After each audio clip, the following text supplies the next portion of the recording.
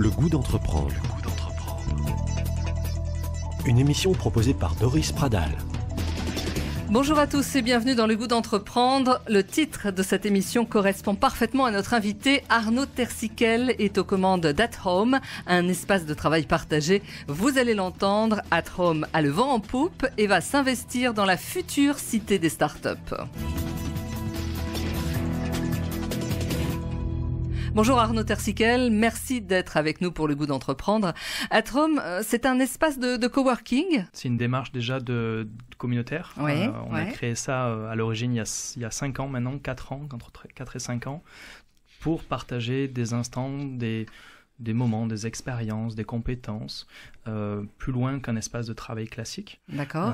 Et sous format associatif, on a développé en fait une offre de services assez complète et aujourd'hui qui porte ses fruits puisqu'on héberge au quotidien entre 300 et 400 personnes à Toulouse et à Paris. Alors 300-400 personnes qui sont des créateurs d'entreprises, expliquez-nous. Alors on héberge que des entreprises qui sont déjà lancées, on n'est pas un incubateur, on n'est pas un accélérateur, c'est-à-dire qu'on ne va pas coacher, on ne va pas enseigner ce qu'il faut faire ou ce qu'il ne faut pas faire. Du coup, on héberge des entreprises qui sont déjà lancées, qui ont déjà une activité, du chiffre d'affaires qui tourne.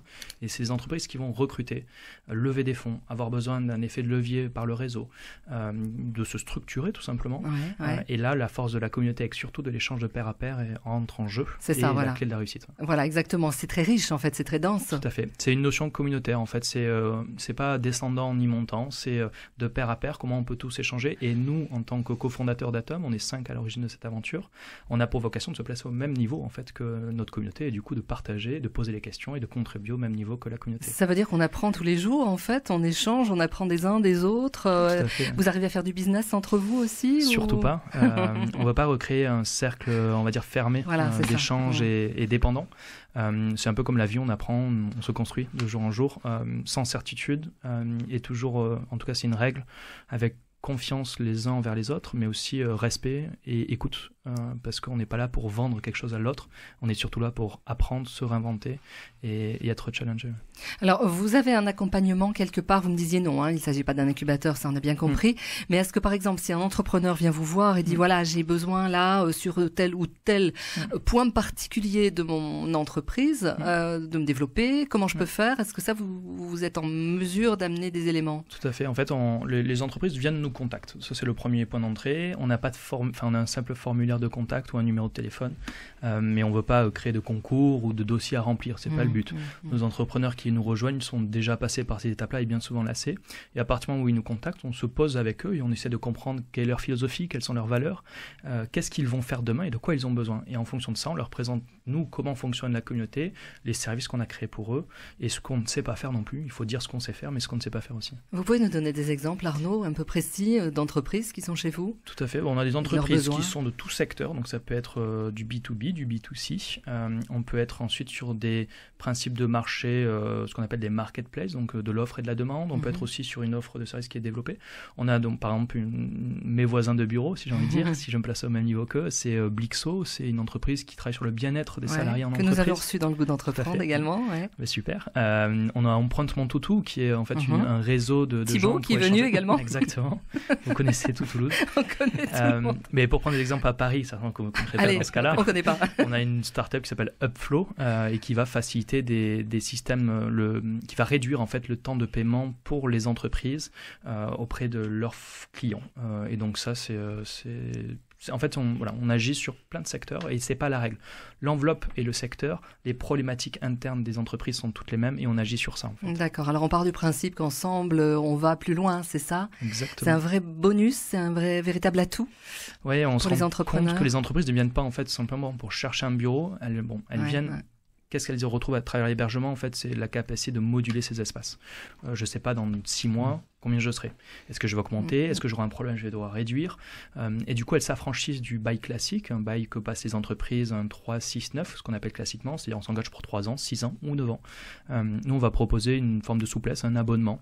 Elles payent au mois ce qu'elles ont besoin de consommer et elles partent si elles doivent partir ou elles se développent si elles doivent se développer. Une entreprise chez nous reste 2 ans et demi en moyenne, ce qui est du très très long terme.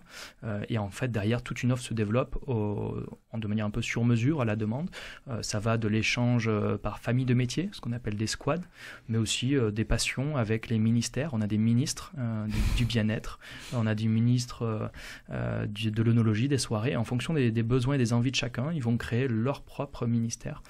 Et du coup, on va décloisonner l'entreprise qui fonctionne souvent par silo pour arriver sur une fonction horizontale, par métier.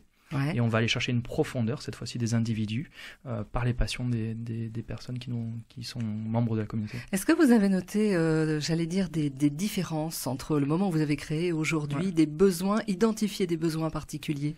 Ouais, on sent qu'il y a une lourde tendance aujourd'hui qui se développe à l'origine en 2015, quand on a créé Atom sans savoir ce qu'on faisait. En réalité, on a répondu à notre propre besoin. Et d'ailleurs, c'est un symptôme, on a regardé le marché qu'une fois qu'on était installé à Paris et qu'on avait développé 2 lieux à Toulouse. Et en fait, on a développé quelque chose d'un peu de sur-mesure. À partir de là, on sent qu'il y a une lourde tendance dans un monde qui devient un peu plus complexe et toujours plus rapide, de ne pas avoir toutes les clés. Et du coup, de devoir pouvoir interagir avec n'importe qui, n'importe quand et n'importe où, et s'affranchir de cette dimensionnement-là. Donc en fait, en retrouvant un espace un peu confiné, à l'origine on était souvent sur des très grands espaces partagés avec des bureaux... Genre open space, voilà, c'est ça, très open space. Aujourd'hui, on arrive sur des formats où on va couper des espaces en petits bureaux, en zone ouverte, en zone fermée, salle de réunion, zone de détente, totalement adaptée et mixée. Et du coup, c'est ça un peu la grosse tendance, c'est personnifier une expérience unique. On se retrouve son entreprise entre nous, mais dans une communauté plus grande. D'accord. C'est le retour de l'humain. Alors, il y a beaucoup d'entreprises jouent sur sur cette formule, mettre l'humain au cœur de l'entreprise. Mais vous l'avez vraiment constaté, et ce ne sont pas que des mots. Mon côté idéaliste va dire qu'il n'est jamais parti, mais en tout cas, on va rééquilibrer. On va retrouver une mesure des choses, une compréhension des choses. Et ça, c'est quelque chose qu'on porte vraiment. C'est retrouvons un équilibre. On n'a pas vocation à révolutionner le monde, on a juste vocation, et je vais vous en parler peut-être après, de proposer des solutions là où il est nécessaire d'échanger un petit peu plus, là où il est nécessaire d'apprendre un petit peu plus ensemble. Ça, c'est le métier d'Atom, en fait, en réalité. Arnaud, on se souvient de vous. On vous avait reçu dans le goût d'entreprendre, c'était en 2015, pour les ateliers Tercy. Vous faisiez complètement autre chose. Ouais, et pourtant c'était le tout début d'Atom, on le communiquait assez peu. J'avais pour vocation à l'origine de relancer une histoire familiale qui datait de 1934. C'est une aventure entrepreneuriale qui a duré 3 ans en sortant de l'incubateur de l'école de TBS, Toulouse Business School, de créer une entreprise pour relancer cette histoire familiale et prouver qu'un Made in France était toujours possible. C'est ça, vous étiez dans la chaussure. Chaussures pour femmes, inspirées par des artistes, où on concevait nos chaussures à Romans-sur-Isère, en France. Et je parle au passé, puisque cette aventure s'est arrêtée en 2016. Parce que tout simplement on n'a pas réussi à atteindre un niveau de volume suffisant de chaussures pour trouver un équilibre financier, et du coup on a préféré stopper pour ne pas aller trop loin et continuer une aventure sous une autre forme, mais faire le constat qu'on n'était pas arrivé à atteindre nos objectifs sur le domaine de la chaussure, et du coup arrêter une entreprise. Soyons positifs. Faut savoir se remettre en question. C'était une belle expérience. Ouais, mais quoi qu'il arrive, même l'échec est ultra positif. On apprend, on se remet en question, on écoute un peu plus, et puis on en tire surtout l'expérience. C'est ça qui, je crois, on peut définir une expérience.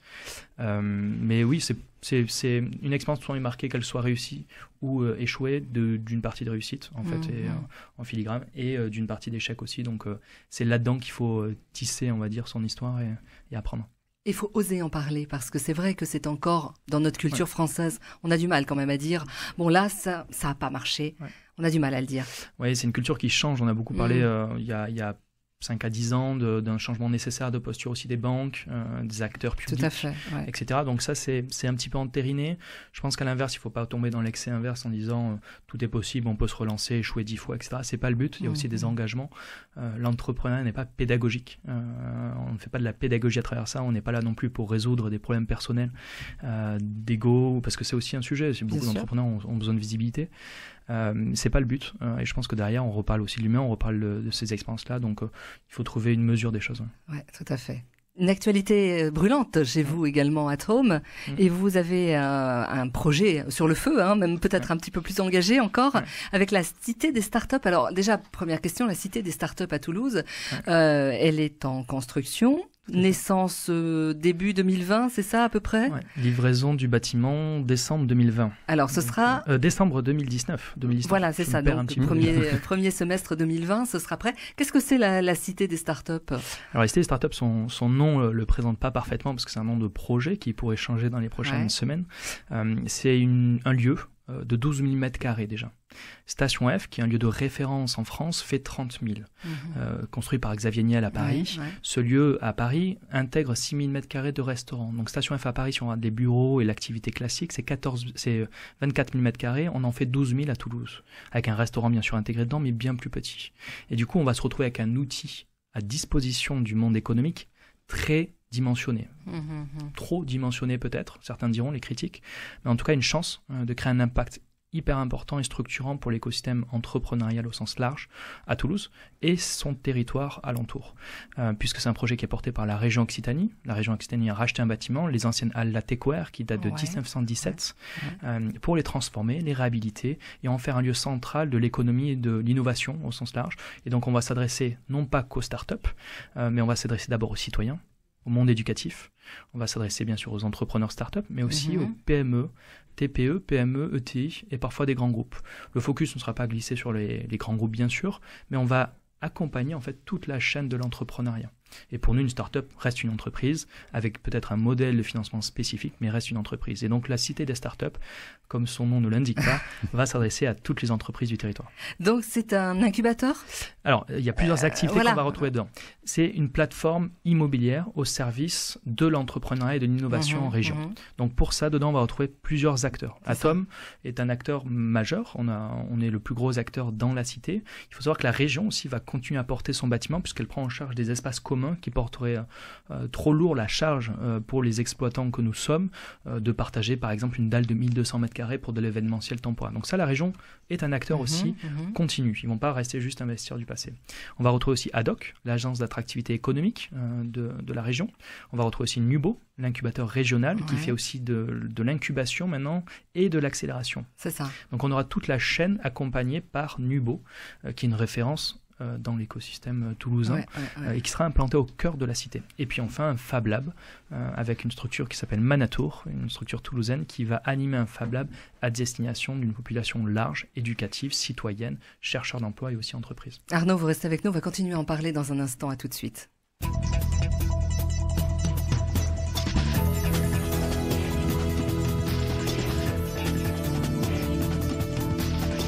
Le goût d'entreprendre, Doris Pradal. Et deuxième partie de cette émission, merci d'être avec nous Arnaud Tersiquel, on vous connaît pour At Home, on va vous connaître bientôt un peu plus pour la Cité des startups qui, vous nous le disiez il y a un instant, pourrait bien changer de nom. Bonjour Jean-Marc Fontaine. Bonjour Doris. Vous êtes un de nos coachs référents dans l'émission Le Goût d'entreprendre. Jean-Marc, première question donc à notre invité. Bonjour Arnaud. Bonjour Jean-Marc.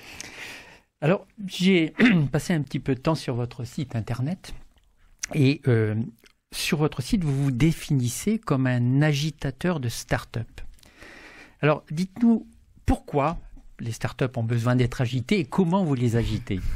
Oui, je vais renverser la remarque. Elle nous agite au quotidien et elle nous pousse à se réinventer.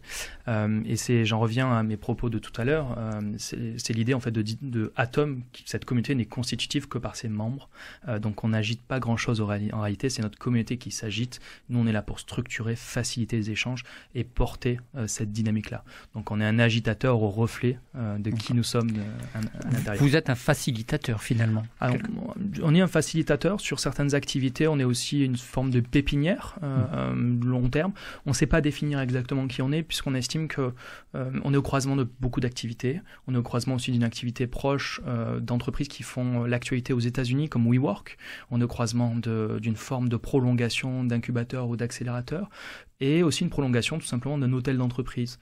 Mais Atom, je vous en parlerai tout à l'heure, est un peu plus que tout ça.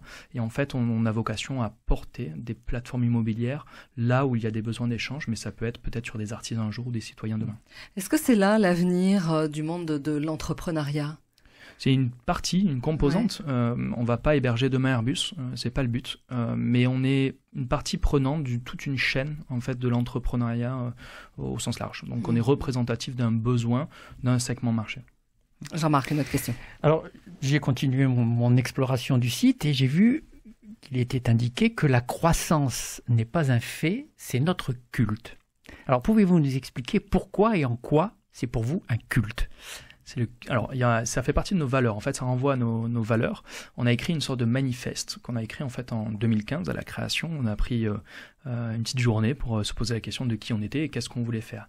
À partir de là est né en fait un texte qui est assez limpide. On se l'a écrit en interne. On le garde toujours face à nous pour se poser la question. Et cette conclusion aussi, je vais la rajouter, au-delà du culte, c'est aussi grandir ou mourir. Alors pourquoi ça ? Alors, c'est dur quand même. C'est une référence à Booba, du rap, il faut le dire. Mais 2, c'est un peu plus que ça.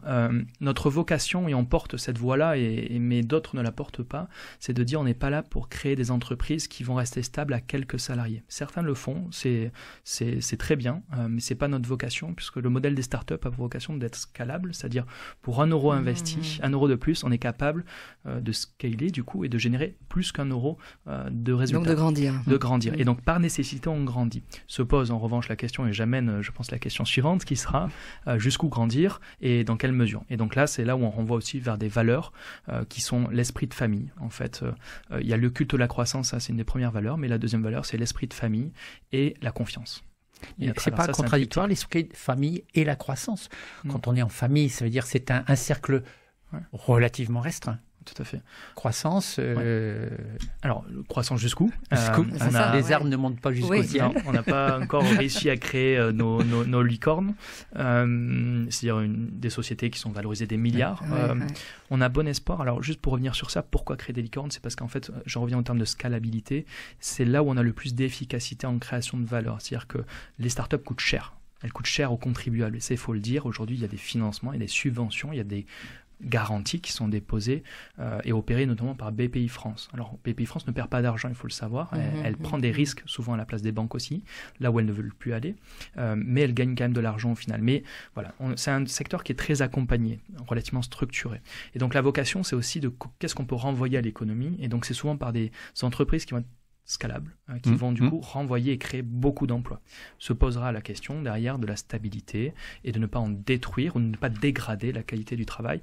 Et là, c'est plus nos valeurs et notre philosophie, peut-être un peu moins américaine sur certains côtés, un peu moins exigeante sur d'autres, qui va faire qu'on peut faire différemment. Vous avez un exemple de ce type d'entreprise que vous avez accompagné, qui aujourd'hui va plutôt bien sur la région ? Ouais, alors aujourd'hui, on n'a pas de grosses licornes, ce qu'on appelle des licornes qui sont créées. Il y a Sigfox, qui est une entreprise qui existe depuis longtemps. Et on n'en connaît pas beaucoup d'autres. Aujourd'hui, à Toulouse, il y a des pépites qui poussent fort. On peut citer, alors qu'on n'a pas accompagné directement, mais on peut citer Delair, qui fait des drones. On peut citer Nayo sur l'agriculture, et bien d'autres. Je ne vais pas toutes les citer pour ne pas me faire d'ennemis. Mais ces structures-là, en fait, créent de la valeur. Ce n'est pas des licornes, elles n'ont pas atteint toute la scalabilité qu'on attend d'elles, mais c'est en cours. C'est en cours, oui, tout à fait, Jean-Marc. Alors, vous faites référence à votre meute de start-up. Est-ce à dire que pour réussir à développer un business, l'entrepreneur doit être un loup, prêt à dévorer tout ce qui se passe ? Non, on renvoie là plutôt l'image de la meute famille. C'est-à-dire qu'une meute va agir par des fonctionnements très spécifiques. Il va y avoir des gens qui vont être en tête de la meute lors de marches, ou là où il y a des dangers, et chasser, prévenir. Il y en a d'autres qui vont être un peu plus lents, qui vont être à l'arrière de la meute et qui auront besoin d'une protection d'un chef de meute. Et c'est cette référence-là, en fait, de rôle et de qualité qui sont adaptés à notre communauté. Sur certains sujets, certains sont très très forts en pointe et vont pouvoir du coup agir, tester, prospecter et vont du coup accompagner ceux qui sont les derniers de cordée. En revanche, sur certains sujets, on inverse les rôles et d'autres vont être meilleurs. Et voilà. Et on va jouer de ces qualités, de ces forces pour qu'il y ait toujours en tête sur certains sujets des personnes dans notre communauté. Est-ce qu'on peut, Arnaud, aujourd'hui créer son entreprise tout seul dans son coin ? On se dit, moi j'ai besoin de personne. C'est Ça possible. marche ? C'est possible, mais c'est pas les mêmes valeurs. C'est louable tout autant et on crée peut-être pas forcément d'emploi. On a des entreprises aujourd'hui, des entrepreneurs qui nous disent, moi je veux plus embaucher, je veux travailler qu'avec des freelances et je veux ne pas avoir de bureau. Parce que je veux voyager. Et pourquoi pas à demi-mot ? Parce qu'en fait, la création n'est pas de créer de l'emploi, c'est plutôt créer de la valeur. Combien on redistribue à chaque personne ? Et 1 euro n'a pas la même valeur de la manière avec laquelle elle est donnée.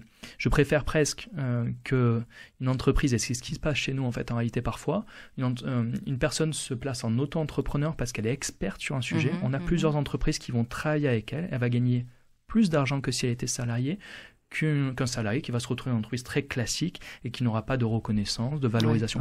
Donc, en fait, du cas par cas. C'est du cas par cas. Il faut agir, il faut proposer une dimension autre, qui est une notion qualitative. Combien vaut 1 euro et de quelle manière il est amené? C'est ça, tout à fait, Jean-Marc. Est-ce que vous pourriez nous donner quelques exemples de cross-fertilisation entre les différents projets qui ont pu qui sont réussis finalement? Ouais, je vais prendre l'exemple d'hier. Je suis arrivé à mon bureau et j'avais à côté de mon bureau une salle de réunion où plein de gens étaient là. On avait des personnes de notre communauté, de toute entreprise, mais aussi on a une communauté qui n'est pas logée au quotidien. Je vous parlais tout à l'heure de 300 à 400 personnes qui sont hébergées au quotidien, mais on a aussi des entrepreneurs qui ont trop grandi, trop vite. Je peux citer notamment School Move, ILEC, ces entreprises qui ont levé 6 millions pour ILEC. Et qui communiquent. Voilà, qui commencent à communiquer, à s'ouvrir au public. C'est des dizaines et des dizaines, jusqu'à 50 000 nouvelles personnes qui sont arrivées sur la plateforme ILEC pour consommer l'électricité toujours plus verte. Et en fait, ces gens-là restent dans la communauté, payent un abonnement pour rester dans la communauté chaque mois et font participer leurs équipes à des squads. Et donc hier, en fait, j'ai observé ça, différentes personnes de différentes entreprises qui parler de thématiques autour du care, ce qu'on appelle du support client, et de comment, hier c'était un sujet autour du tracking et de la performance, de la satisfaction client, quels outils, quelles méthodologies, etc. Et moi j'étais heureux parce que j'ai une personne de mon équipe, Marion, qui s'occupe de la communauté, qui est dédiée à ça, qui travaille, qui audite sa performance, la qualité de la satisfaction de nos membres, et qui était là, elle aussi, pour écouter, et non pas pour agir ou donner une leçon, était là en se plaçant, mais voilà ce qu'on fait chez Atom, et ILEC a partagé ce qu'il faisait, et j'ai Empreinte Mon Toutou ou Blixo pour parler d'eux, qui étaient là aussi avec leur branche care pour partager, etc. Et à partir de là, on en fait des bonnes pratiques et on nivelle par l'eau, cette fois-ci, la qualité des échanges. D'accord, voilà, tout à fait, le partage. Le partage. Jean-Marc. Mais quand les entreprises quittent la communauté Atom, c'est pas forcément parce qu'elles disparaissent, c'est parce qu'elles vont vivre leur propre vie. Tout à fait. Que vous disent les entrepreneurs sur ce qu'ils ont, sur ce que ça leur a apporté, sur ce qui les a fait grandir finalement? Est-ce que quelque part, c'est pas une manière, un apprentissage des valeurs d'entreprise qui se fait à l'intérieur de votre communauté? Certainement. J'ai envie d'ajouter que c'est un apprentissage tout simplement de la vie, parce que c'est en fait ce qui en ressort quand une entreprise part d'Atom, parce que peut-être ce qui se passait avec ILEC, ils nous ont dit on va recruter 30 personnes, on va doubler de taille dans 3 mois. Comment on fait? Bon, là, on n'avait pas trop de solutions à leur proposer malheureusement, même si on est convaincu qu'on peut leur apporter de la valeur encore aujourd'hui. Et bien, notre souvenir est commun, en fait, c'est une notion d'aventure, parce qu'on aura vécu ensemble des choses. C'est une forme de colocation, en fait, qui est vécue, et on en tire aussi, comme dans un esprit de famille, des accrochages, des réussites, des découvertes ensemble. Et donc, ce qui en ressort au bout de 2 ans, 3 ans, pour ILEC, c'est plus de 3 ans au sein d'Atom, et d'ailleurs, c'est une entreprise qui est passée avant par l'incubateur Nubo, qu'on va retrouver dans la cité startup. C'est une entreprise qui va raconter son aventure, parce qu'elle arrivait chez nous, c'était 2 personnes, 2 fondateurs. Elle en ressort à 30 avec une perspective de recruter 30 personnes de plus et passer à 60. Pensez-vous que leur séjour est inspirant pour un certain style de management finalement? Tout à fait, oui. On a en fait un chef d'entreprise, une chef d'entreprise égale un type de management. On est tous différents, on est tous uniques, et on va observer, apprendre. Et donc c'est pour ça aussi que quand on parle de squad, un squad care, pour parler des sujets donc de satisfaction client, on a aussi la même chose chez les fondateurs. Et donc ils vont se retrouver et partager. Ils vont dire moi j'ai eu tel problème là-dessus, comment on fait? Comment tu as géré cette situation? J'ai eu tel problème sur tel recrutement, voilà. Et là on va partager et en fait du coup essayer d'améliorer cette approche. On n'est pas parfait. Il y a des erreurs, il y a des insatisfactions aussi, il y a des échecs de recrutement, de management et autres, mais on s'améliore chaque jour et par l'exemple. Oui. Par l'exemple. Je voudrais revenir, Arnaud, sur l'immobilier. On l'abordait tout à l'heure. Est-ce que les espaces de coworking se sont effectivement multipliés ces dernières années dans les villes? On les voit fleurir notamment aux abords des grandes agglomérations. Ça peut être une solution à une crise du logement peut-être, ou à une crise du logement pour les bureaux? Oui, tout à fait. C'est une chaîne en fait globale. Encore une fois, une personne peut avoir besoin de travailler chez elles. On le voit notamment chez Airbus. Airbus réfléchit aujourd'hui et se questionne sur décentraliser des espaces de travail un peu partout dans la ville. Je pense que c'est un gain tant qu'on n'aura pas une 3e ligne de métro, et ça peut être aussi une question à se poser. Est-ce qu'on a besoin de faire transiter autant de personnes tous les jours? J'en discutais encore récemment avec Monsieur Latt. C'est un vrai problème. Avec Monsieur Latt qui me disait, je l'interrogeais, je lui disais, mais pourquoi cette future ligne de métro qu'on pourrait voir dans quelques années ne va pas à l'aéroport? C'est quelque chose de statutaire quand on arrive dans la ville, de ne pas vivre une expérience. Alors il m'a assuré que l'expérience allait être garantie avec une ligne qui allait faire la jonction, mais il m'a aussi dit que chaque jour, c'est 2000 personnes qui utiliseraient cette 3e ligne de métro depuis l'aéroport, alors qu'Airbus, c'est 18 000. Et donc en fait, c'est vrai que là, on oublie, mais Airbus propose à des salariés, des dizaines de milliers de salariés, on n'est pas à 100 000 salariés, mais c'est des dizaines de milliers de salariés, de transiter à travers une ville tous les jours, souvent seul dans une voiture. Alors il y a plein d'autres évolutions, mais est-ce qu'on ne peut pas réfléchir autrement? Il va falloir, à un moment, il va falloir. Les villes, que ce soit Toulouse ou d'autres villes, sont en train d'exploser. Tout à fait. Je pense qu'on va vivre un phénomène qui va être marquant dans les prochaines années. On a connu des expansions avec des expertises. On a créé le lieu où on allait rassembler tous les salariés, lieu où la cité des startups va rassembler toute l'économie de demain. On réfléchit aujourd'hui à des concepts où on va remettre de l'artisanat dans chaque quartier. Aujourd'hui, on est convaincu que Atom, dans sa vocation à se placer là où il y a des besoins d'échange, de compréhension, de partage, donc on l'a fait au niveau des startups, on va le faire demain au niveau des entreprises avec la cité des startups, on pourra le faire peut-être demain, dans un plus long terme avec des artisans, en leur disant vous êtes ubérisés, vous êtes digitalisés, et les banques nous font de moins en moins confiance pour de l'investissement. Comment on fait? Et on est convaincu qu'on va pouvoir proposer des plateformes immobilières pour porter des outils de production semi-industriels, artisanaux, concentré dans un quartier et proposer à un artisan de ne plus investir dans sa machine mais de prendre un abonnement, et le jour où ça va pas, il stoppe, mais il va pouvoir proposer à ses clients de bénéficier d'un outil de production très large et du coup et faire des économies et rencontrer d'autres artisans qui ont les mêmes problématiques qu'eux. On revient sur la notion de partage. Et réintégrer ça dans des quartiers aussi. Je suis convaincu qu'on peut décentraliser ça et rendre l'artisanat à ces quartiers comme on l'avait à l'époque, les noms de rues. Baladons-nous dans Toulouse et redécouvrons les noms de rues et on va redécouvrir des artisans, des métiers. Arnaud Tersiquel, merci. Atom, on peut vous joindre facilement, on vous trouve très facilement sur le net. Merci à vous Merci à vous. Merci à vous d'avoir participé à cette émission. Merci. Jean-Marc Fontane. Et merci bien évidemment à vous tous de nous écouter. Toujours plus nombreux, vous souhaitez nous joindre, c'est facile. Entreprendre@radioprésence.com.